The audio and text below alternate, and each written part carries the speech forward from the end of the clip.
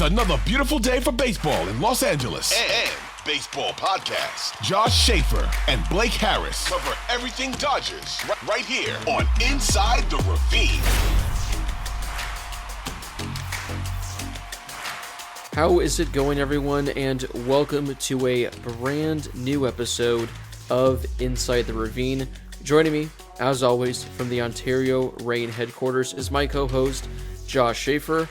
Now, Josh, had we recorded this episode 24 hours ago, like initially planned, this would have been an entirely different episode. You were having some problems with your work computer, the audio wasn't coming in, so we had to postpone 24 hours, and that might be a good thing, because as I was texting you last night while you were at the game, a lot of the talking points on yesterday's show that we initially had planned essentially would have been on freezing cold takes today, because everything we wanted to talk about pretty much did not happen in last night's game. Yeah, so yesterday's rundown was, just for full transparency, we might as well say, yesterday's run, there are a few things that we're still going to talk about today, but mentioned on yesterday's rundown would have been how unreal the bullpen has been as of late, how bad Max Muncy had been as of late, and how David Peralta and Trayce Thompson had been pretty much useless the last couple of games. Well, thank goodness for audio issues, because if you would have posted another clip of you talking about how bad Max Muncy is before last night's game, I think you would have had to quit Twitter. I would have been done. I would have been done for. I mean, going off that. So Muncy, granted, he was in an awful stretch. I think he was like in a 2 for 32 stretch, something like that. Hits 2 home runs last night. I think maybe recorded a single, drew a walk. So he has himself one of the best games of the season. The bullpen, who had been so fantastic for a couple of weeks, they allow, I think, a combined 5-6 runs, something like that. And then, Trayce Thompson, David Peralta. David Peralta has what was almost the game-winning hit. Although, Josh, like I texted you, it definitely wasn't the game-winning hit. It was definitely a foul ball. And Trayce Thompson with the walk-off walk. So, everyone pretty much is just telling me nonstop, hey, tweet something like this. That way you can jinx it. Because at this point, I am the jinx. So we're still going to be talking about some of those things, but we just wanted to let you guys know that we're the reason that everything happened last night, because we were going to talk about it. So before we get into everything about the Dodgers, make sure you guys listen to the episode wherever you guys get your podcasts. We're on Spotify, we're on Apple Podcasts, we're on the Odyssey app. You guys can also watch the full show on YouTube as well, and you guys can find us all over social media at Inside the Ravine, Twitter, Instagram, TikTok, and like I mentioned, YouTube, Inside the Ravine. Now, Josh, before we talk about everything from last night's game, because there is actually a lot to talk about, and all the latest Dodgers news, I do have an exciting little announcement for the show that I'm very, eager to get going. So a couple of our buddies that run a podcast up north, they discovered a way, Josh, to improve their show for free, and I figured, hey, let me get in on this. So shout out to the Marine Lair podcast for inspiring this next segment. But Josh, we officially have a voicemail hotline set up. So if there are any listeners out there, you have a question that you want to phone in on, if you have thoughts after a game that you need to just voice your displeasure or voice your pleasure with, anything that you want to say, you guys can call this voicemail hotline. It'll be me that picks up, but unfortunately it's a pre-recorded message, so you don't get to talk to me. But Josh, that number, as I know you're probably getting ready to jot it down, is 323-736-1815. Again, that number is 323-736-1815. You can call at any time. It's open 24 hours a day. Call, leave a message. We'll play it on the next show. Now, Josh, I tweeted this number about 20 minutes ago, right before the show was going to start, just to test it out, to see how it would go. And we've already gotten a caller. We've already gotten someone to call in and share their thoughts on last night's game. So we're going to go to that caller right now. Hello, this is Dodger Danny from Dodger Fan Page 88, and last night was insane. What I really love about it was, even though Pickford gave up a run at the beginning, even though he loaded the bases, he fought fought through, and he kept us there for our offense to pick it up. And Trace Thompson, even though he didn't get a hit, Trace Thompson had plate awareness and patience and secured the walk-off.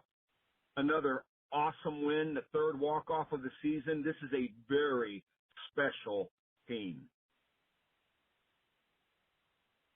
A very special team. And I absolutely love it. Let's go Dodgers. There you go. So that's a perfect opening act. So if you guys, again, have any questions, any takeaways from any game ever, call that number. We're available 24/7, 323-736-1815. There you go, Josh. Another wrinkle in the Inside the Ravine legacy that is us. Yeah, and shout out to Dodger Danny for his voicemail message. Yeah, I think he makes some pretty good points too. I mean, last night's game was, you can harp on the negatives of the game, which was obviously the bullpen was not very good, as it had been so good recently.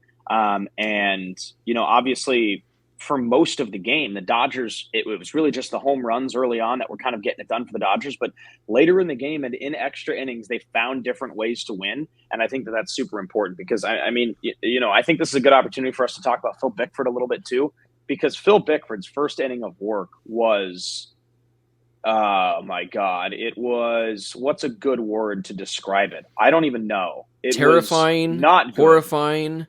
They're coming through the back door. Get the children. Exactly. That? And the fact that he loaded the bases, walked them loaded, and then walked in what could have been the game-winning run, and then somehow got out of the inning with no more damage. And forget about the inning. Even his next couple of innings that were not the cleanest, like the 12th inning. I mean, great in the 11th, but the 12th inning comes around and you're like, oh my God, like this is right back to where we started. He doesn't allow a single run after walking in that run. And he was, I don't want to say he was phenomenal, but his effort was exactly what the Dodgers needed.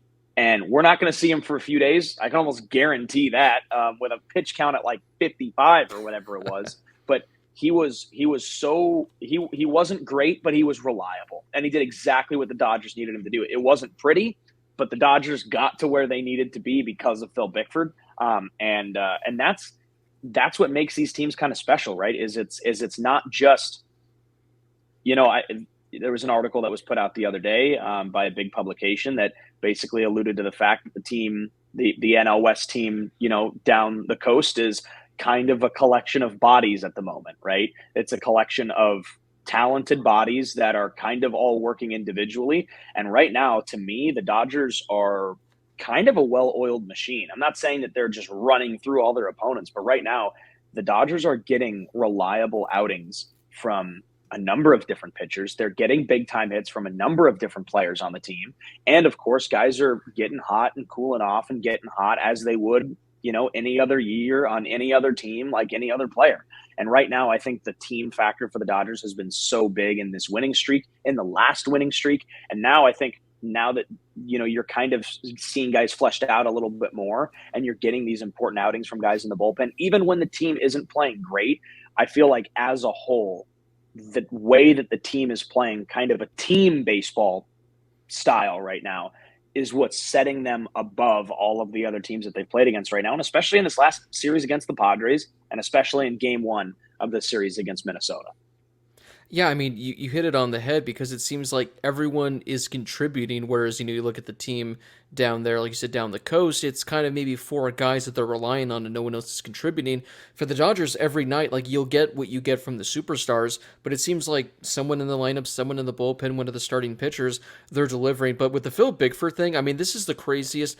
I don't think I've ever seen anyone on the Dodgers in recent years go from the most wanted man, where if you were to go to the Twitter trending, you would see Phil Pickford as one name trending. Another thing trending you would see would be DFA, because how that inning started, he walked a guy, couldn't field the bunt, and then walked another guy. He had no command, and it looked like, Josh, this inning was going to fall apart quickly.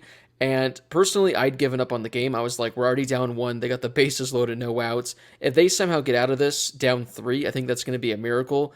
He shuts him down the rest of the way, gets out of that inning down 1. And like you said, the fact that he had to go back out there in the 11th and we're back to square one. We're back to where we started. He's able to throw a solid inning. And then in the 12th inning, once again, is able to, I think he retired this side in order, or maybe there's like an intentional walk in there.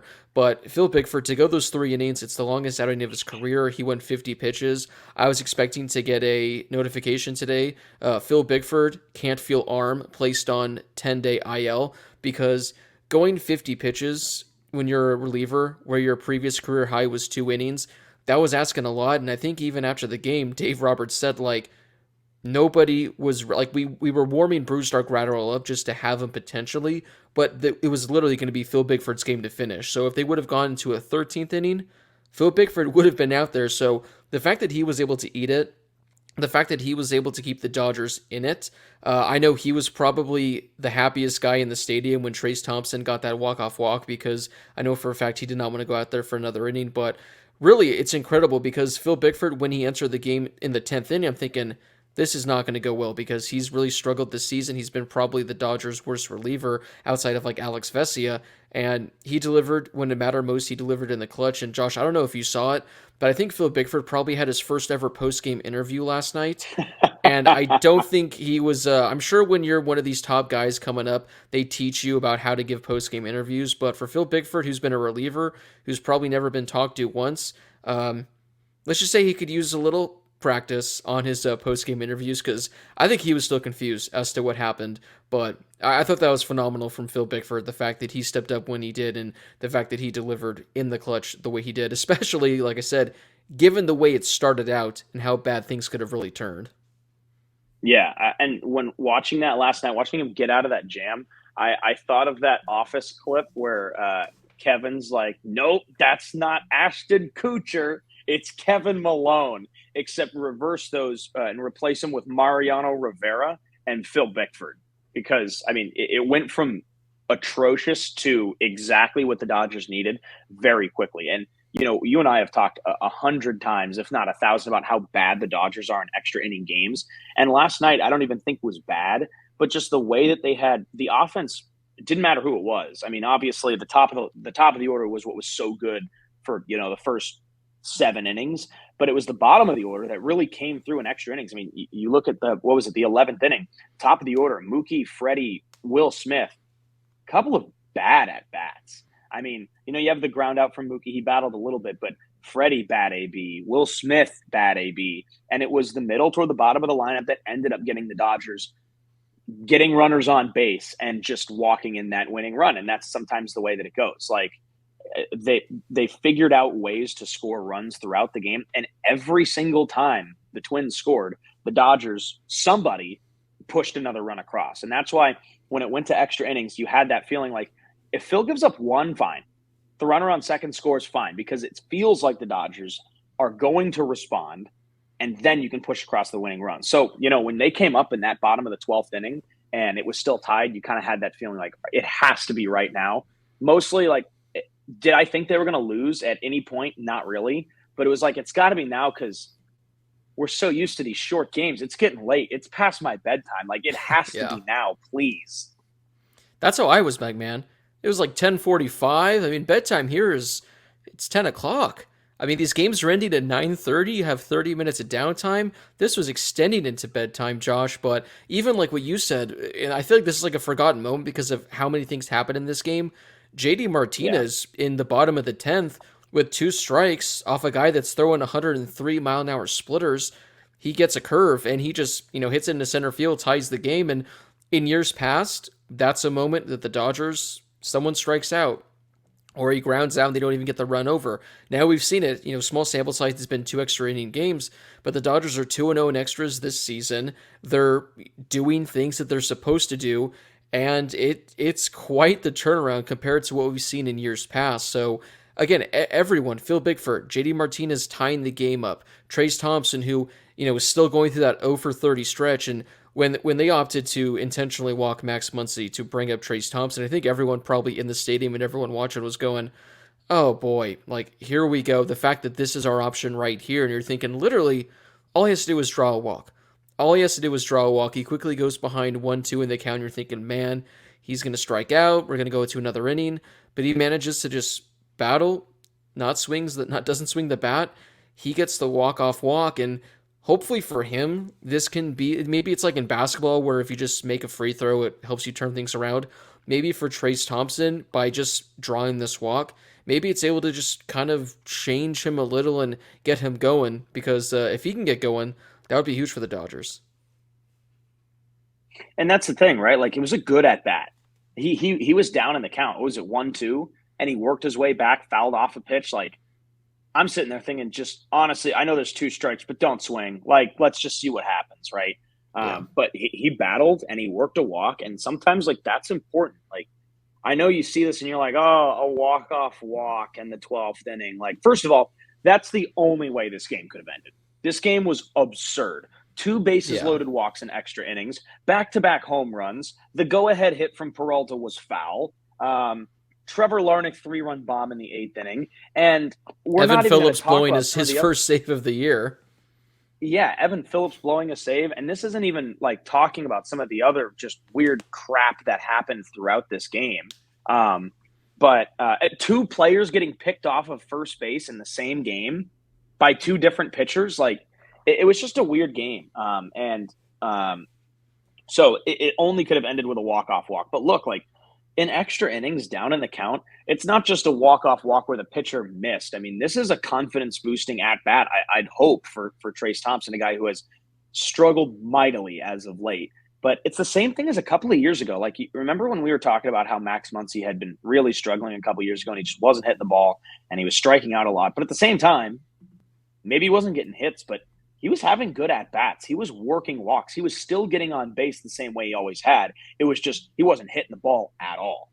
And sometimes it's like, all right, but those are good signs, right?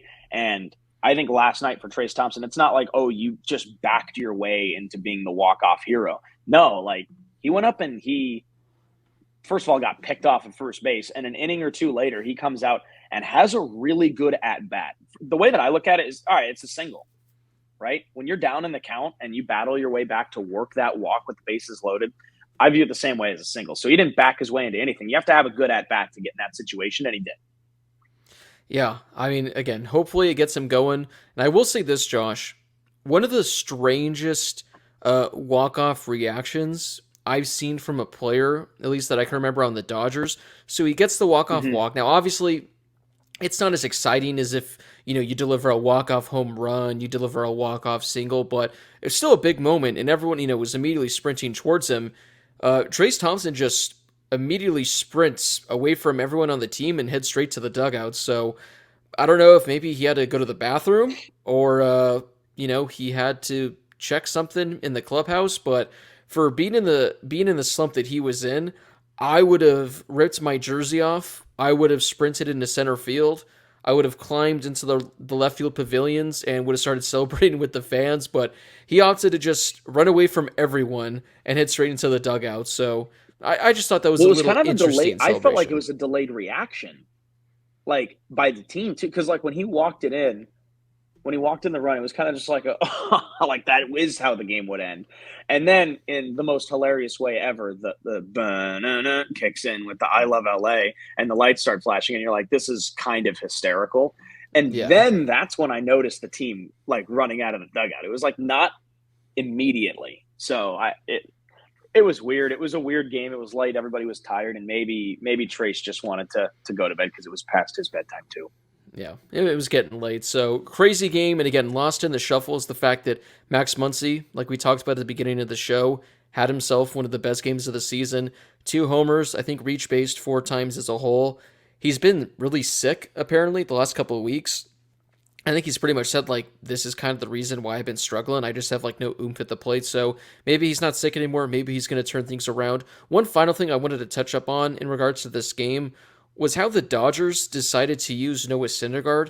Now, if you saw his start last week in Milwaukee, he had a blister, but it looked like his finger got blown off. Like, Josh, I don't know if you saw the image of what his finger looked like last week, but his finger literally looked like it got blown off. And I thought he was going to be on the IL for at least a couple of weeks. He somehow managed to make the start last night, but I guess they taped it up, they wrapped it up, they put some stuff on it. But after 4 innings and 50 pitches, the Dodgers opted to take him out of the game, and that's why this turned into such a bullpen game and why Phil Bickford had to eat it for 3 innings because the bullpen had to pick up 5 innings. But Dave Roberts pretty much said, yeah, we didn't want to test anything, we didn't want to take any chances, but I don't know. I figure if you don't want to take any chances, just put him on the IL, have him miss a start, call up Gavin Stone for a start. Hopefully he can give you 5 or 6 innings or maybe do something like that. So I don't know. I thought it was kind of interesting to accept defeat with Noah Syndergaard early on and knowing you have to make this a bullpen game when you knew he wasn't necessarily 100%. So yeah, I thought that whole thing was a little bit interesting, but I guess if there's any sort of takeaway, it's the fact that Noah Syndergaard struck out 5 in 4 innings when over his last 4 starts combined, Josh, he had a combined 4 strikeouts. So I guess there is some sort of positive. Yeah, he had his strikeouts in this game, which was good. The thing with Syndergaard and the way that it's been this season is he just gets knocked around. Like he doesn't give up, 3 bombs a game. Dudes just slap singles left and right against Syndergaard. And I think that's been one of the biggest things. And look, it was the same thing this game too. Like all of the runs that they scored off of him were just knock after knock after knock after knock. They come one after another. But, he racked up a couple of strikeouts. The Dodgers struck out, 15, 16 guys in that game. So, impressive for the Dodgers to get that many swings and misses too. And I don't think many of them, I'm trying to think like, I know it's a long game and I know they had a lot of strikeouts, but I don't remember a looking strikeout in the game. I know that there was 1 or 2, but it seemed like there were just tons of swings and misses, which is really impressive. But it all started with Syndergaard. So I'm fine with it. I mean, I know it's tough that maybe you can't predict a bullpen game turning into what last night was. You can't predict your bullpen, which had been so good as of late, to kind of collapse late in the game and also go into a 12-inning extra inning affair. Like you can't predict that. So I'm kind of okay with him taking him out early. He goes 4 innings. I'm okay with them being a little bit cautious, but it's just unfortunate that the way that it worked out was having to go so deep into a bullpen game, which is another reason why, sorry, Phil Bickford, congrats on, being one of the heroes. But at some point in the game, it was kind of like, hey, you're wearing it. Like whatever happens, you got to wear it. And he dealt with it well. So it works out from a positive standpoint with the Bickford side of things. But disappointing that the rest of the arms got worked the way that they did. Yeah, I mean, looking at Syndergaard's numbers for the year, like he's allowing 1.2 walks per 9 innings, which is incredible. So he's not walking anyone. He's allowing 1.5 home runs per 9 innings. So like you said, Josh, not really allowing any home runs. It's just the fact that he's averaging 11.1 hits per 9 innings. So it's just, a bunch of singles that he's allowing, and then it kind of just hits the fan. So if he can limit just those singles, just even a little, I think Noah Syndergaard's actually going to be pretty solid for the Dodgers, especially if he can slightly get those strikeout numbers up. But yeah, last night's game made 0 sense, Josh. I mean, there's probably 5 or 10 things we're just skimming over that we forgot about that actually happened in last night's game. But crazy one, the Dodgers get the win. We are going to take a quick break. When we come back, we're going to talk about some of the other stuff that was on the rundown yesterday that we didn't jinx, at least as of right now. All right, Josh, we are back from break, and we're going to wrap things up talking about just a couple of fun things in regards to the Dodgers. Now, this was kind of going to lead off the show yesterday because this was our first episode following the Padres series, and I think in a week or so since the previous Padres series, but by now, everyone knows about the Clayton Kershaw scoreboard thing. They know that they put the photo of him crying up there on the Jumbotron after they won the first game of the regular season. Well, Josh, it couldn't be more fitting. I guess this is what they call karma, because after the Padres posted out on the Jumbo board, the Dodgers defeated the Padres in 5 consecutive games. We talked about this series last week in San Diego, but this weekend the Padres came into town, and the Dodgers didn't even really dominate them because I think they actually scored 4 runs in every game. But the pitching was excellent. The Dodgers had timely hitting. And once again, the Dodgers just proved to everyone that they are the team to beat in this division, while the Padres are all talk. Yeah, I mean, yikes. Like we said, I don't even have issue with the crying Kershaw for the most part. We talked about this the other day. Like, I'm fine with having fun too. Like, I'm all in on that.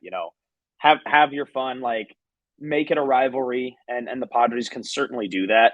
I just thought it was weird to go after Clayton Kershaw of all people in that instance, and especially game one of the series.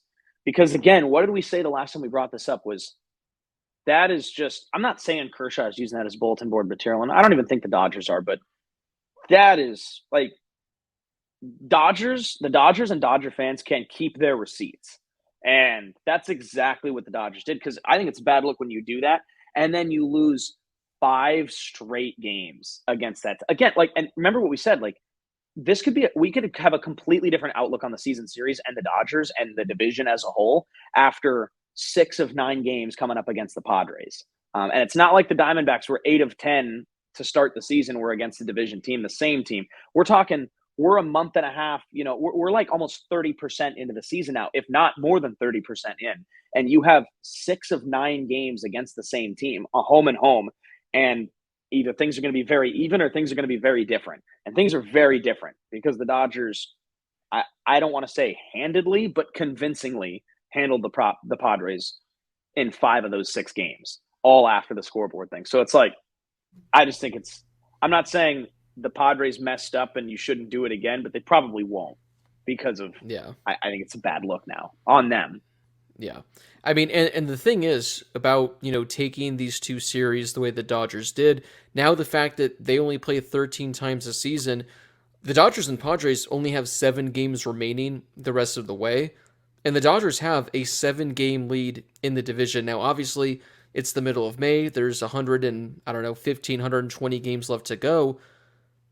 But when you only play a team 7 more times, you have less opportunities to make up some ground. Like if this was a normal season, Josh, they'd play 19 times, so they'd have 13 matchups. That would be 6 extra games against the Dodgers. So yes, it's funny to troll them, like LMAO, nice going Padres, but these are huge series wins for the Dodgers because it also, I think they just need one more win to take the season series, where if for some reason there's a tiebreaker, since they don't have a game 162, all of a sudden now the Dodgers just got to beat the Padres one more time in 2023, and they'll own that tiebreaker should they need to use it. So the fact that they were able to, push the Padres down in the standings, I think it makes it that much more important because, we saw what happened a couple years ago with the Dodgers when they were having a fight with the Giants all season to win that division. It did tire them down a little. Obviously, we saw what happened last year when you do have a big lead, but still, I think that was a different circumstance. Personally, I would rather have a 10-15 game lead going into the playoffs.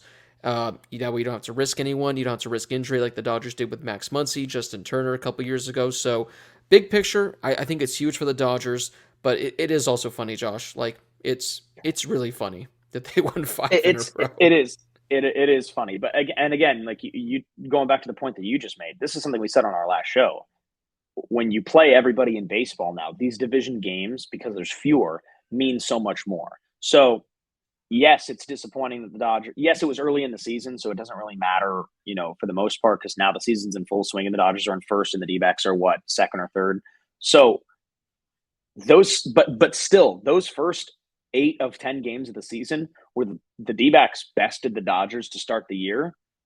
I'm not saying those are going to come back to bite the Dodgers, but think about where the Dodgers could be in the division if they played a little bit better, won 1 or 2 more of those games against the D-backs. And then now you look at these games against the Padres, now that we're like 30% into the season, we're 2 months in, and losing 5 of 6 to a division rival is really bad, I think, at this point in the season. Because again, we would say the same thing, like for later this season when the Dodgers and Padres meet again, regardless of where the Dodgers are at in the division, regardless of, the Dodgers, Padres, fans going back and forth, the Dodgers get swept by the Padres later this season. Not only is it bad to get swept, regardless of whether or not you're at home or on the road, but it's against a division rival. And those are so much more important now because you play everybody in baseball. So the Dodgers, win your games, win your series, especially against your division rivals. Obviously, you want to beat everybody, but if you go into a game in St. Louis and, you lose 2 of 3, it's like, yeah, you don't want to do that. But the way that I'm looking at it at this point is I would much rather lose 2 of 3 to a team like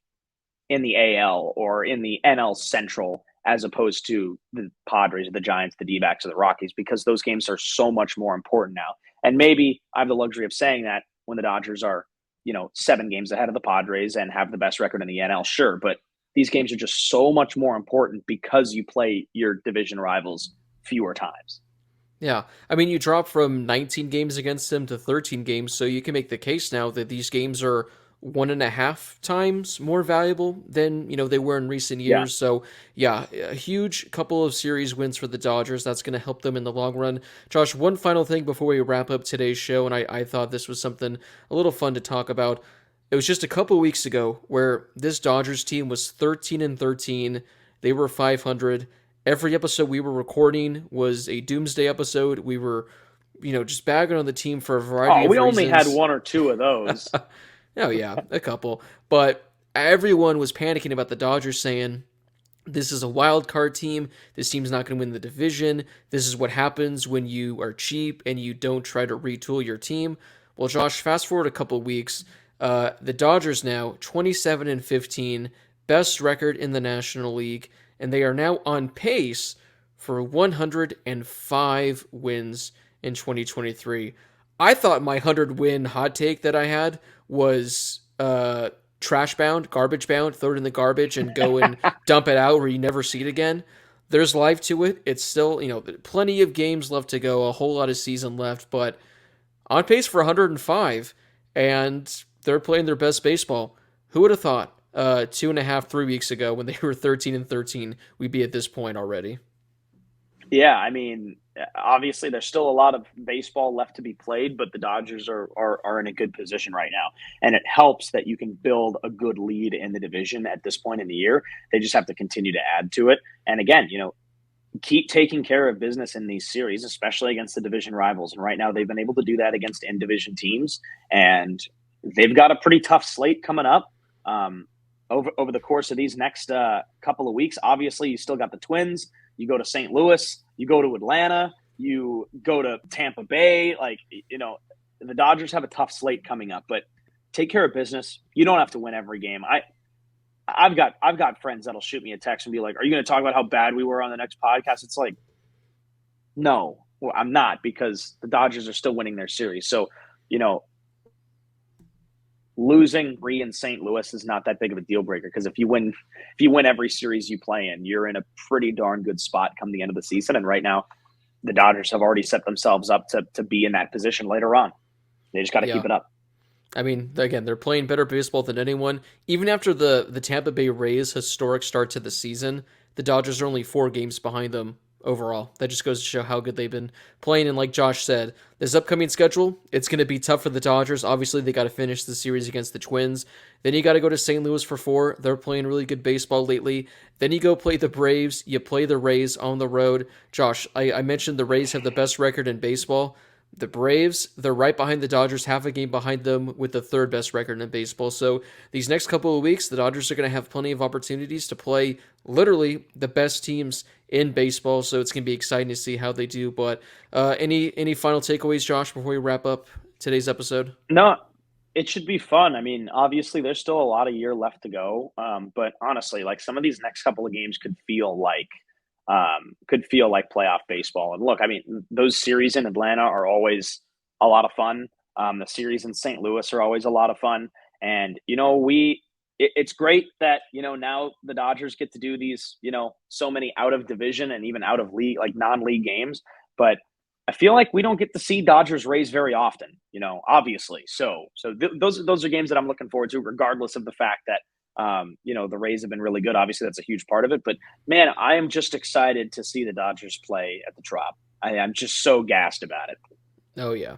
Love the Trop. I mean, they've only played there, I think, a handful of times, in total over the last couple of decades. And I saw some tweet, I forget what it was, but when the Dodgers played the Twins this week, they were the last team in baseball to play an interleague game. And I think now up until the All-Star break, 65% of the Dodgers games are going to be against American League teams. So a lot of tough games on the schedule, but we're going to see how the Dodgers do. We're going to see how they're tested. But that does wrap up today's episode of Inside the Ravine. Again, you guys can listen to the show wherever you guys get your podcasts, Spotify, Apple, and on the Odyssey app. You guys can also find us on social media. Whatever app you guys use, we're on Twitter, Instagram, TikTok, and YouTube. Just go and search Inside the Ravine.